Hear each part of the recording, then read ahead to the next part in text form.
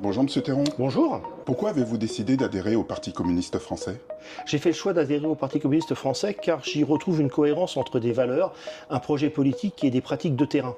Dans un contexte marqué par les inégalités sociales persistantes et des fractures territoriales de plus en plus visibles, il me paraît essentiel de m'inscrire dans une démarche politique qui place l'intérêt général, la justice sociale et la solidarité au cœur de son action.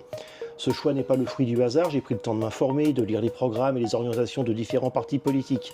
Cette démarche m'a permis de mesurer les différences d'approche, de priorités et de vision. Au final, le PCF s'est imposé comme celui dont les propositions et les valeurs correspondent le plus clairement à mes convictions personnelles.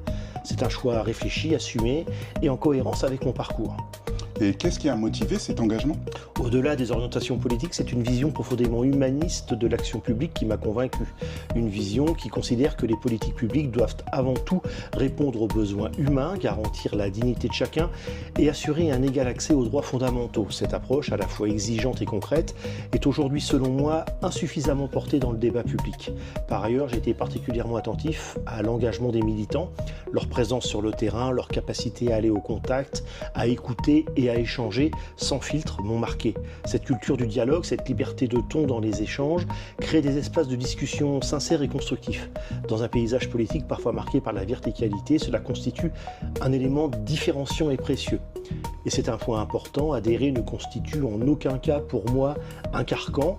Au contraire, cela s'inscrit dans une volonté d'échanger avec toutes et tous, de confronter les points de vue et de maintenir un dialogue ouvert, indispensable à toute démarche démocratique. Votre parcours a-t-il influencé votre décision? Oui, de manière déterminante. Mon expérience d'ancien élu local m'a permis d'être au plus près des réalités quotidiennes des habitants. Elle m'a confronté à des enjeux très concrets, l'accès aux soins, l'accompagnement des aînés, le maintien des services publics, le soutien à la vie associative, la cohésion sociale. Cette expérience m'a également appris que les réponses efficaces ne peuvent être uniquement techniques et descendantes. Elles doivent s'appuyer sur l'écoute, la concertation et la compréhension fine des besoins. Elle a renforcé ma conviction que l'action publique doit rester profondément ancrée dans l'humain. Le PCF fait parfois l'objet de lectures historiques controversées. Comment vous positionnez-vous?